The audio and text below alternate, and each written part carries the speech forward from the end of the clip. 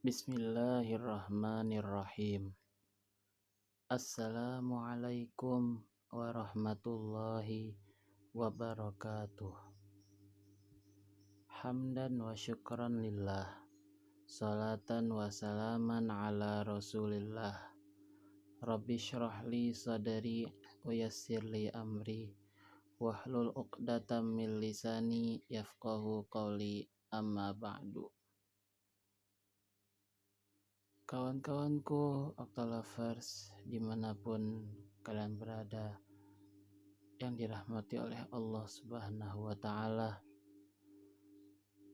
Allah Subhanahu wa Ta'ala berfirman di dalam surat At-Taubah surat 9 ayat 60 juz 10 halaman 196. A'udzubillahi minasyaitonir rajim. Bismillahirrahmanirrahim.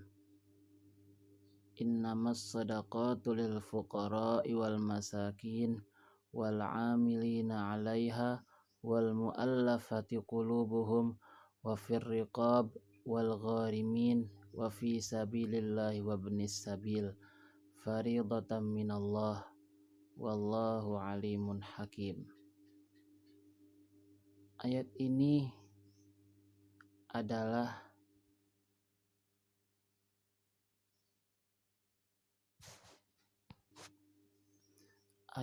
menerangkan tentang siapa saja yang berhak untuk menerima zakat.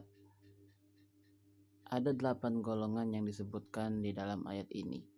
Yang pertama adalah orang-orang fakir. Yang kedua adalah orang-orang miskin.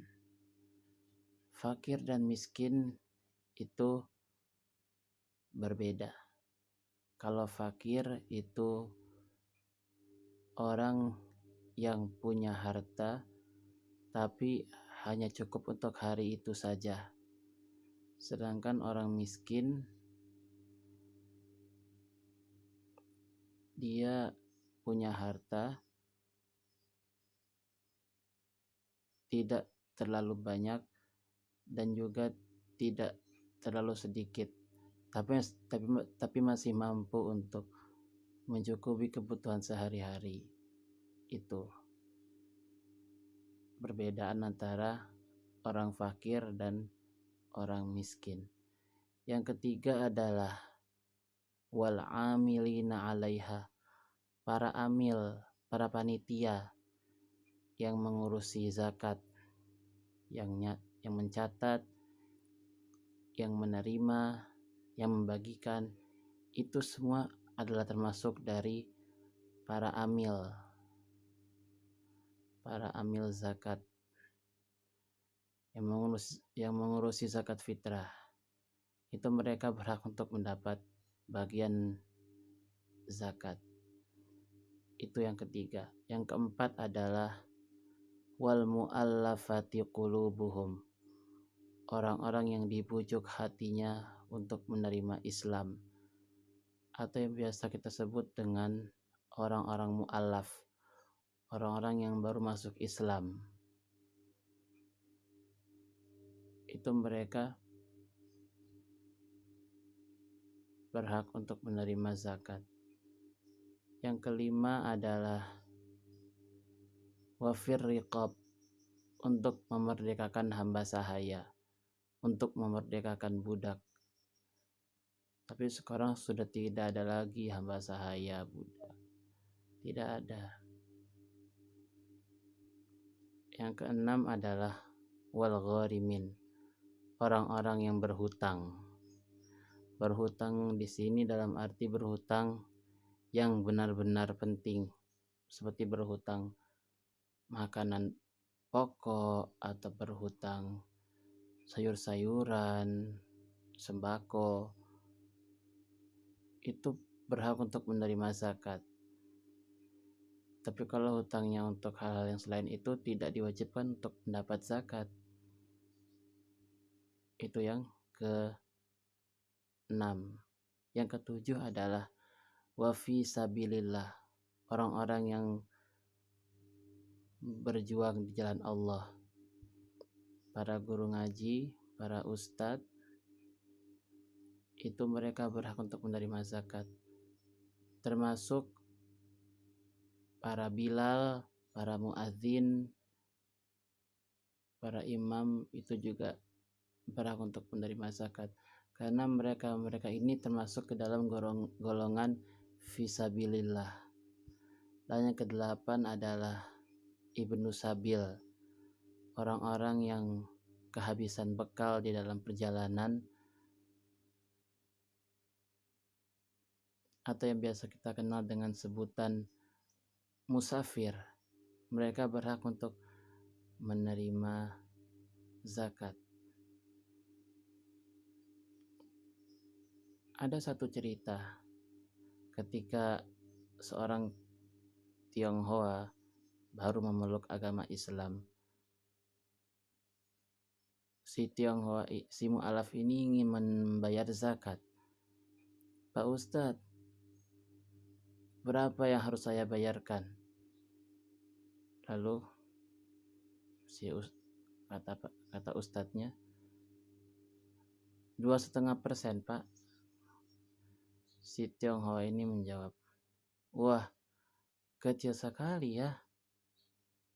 Saya setiap hari Minggu dulu menyisihkan 10% dari harta saya setiap hari Minggu. Di sini cuma 2,5%. Itulah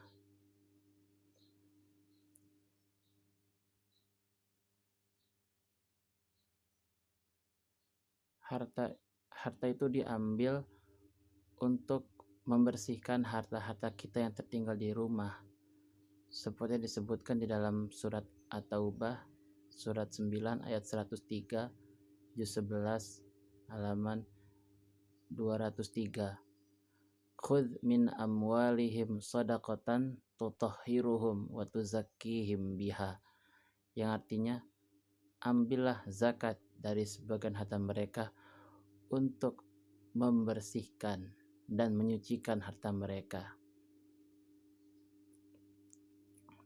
Dan sesungguhnya yang menyuruh kita kikir itu bukan kita sendiri, tapi yang menyuruh kita kikir itu adalah setan. Allah Subhanahu wa taala berfirman di dalam surat Al-Baqarah surat 2 ayat 268, juz 2 halaman 45. A'udzubillahi minasyaitonirrajim. Bismillahirrahmanirrahim. Asyaitonu ya'idukumul faqra wa ya'murukum bil fahsya. Al-ayah. Yang artinya, setan itu menjanjikan kefakiran kepadamu dan menyuruh kamu untuk berbuat keji. Untuk ukuran zakat sendiri itu adalah 1 mud, atau bisa kita kalkulasikan dalam kilogram, yaitu sebanyak 2,5 kilogram, atau dalam takaran liter dihitung sebesar 3,5 liter bahan makanan, entah itu gandum dan yang lain sebagainya. Tapi karena kita di Indonesia, jadi bahan makanan kita itu adalah beras. Jadi kita pakainya ya 3,5 liter beras. Atau boleh juga membayar zakat memakai uang. Kalau di tempat aku sendiri boleh pakai uang, tapi kita harus beli beras di masjid. Di masjid sudah menyediakan beras, kita tinggal beli, bawa uangnya, beli berasnya, ijab qabul, sudah. Mudah-mudahan ada manfaatnya. Apabila ada salah dan kekurangan, kami mohon maaf yang sebesar-besarnya. Wabillahi taufiq wal hidayah, waridha wal inayah, wallahul muwafiq ila aqwamit thariq. Wassalamualaikum warahmatullahi wabarakatuh.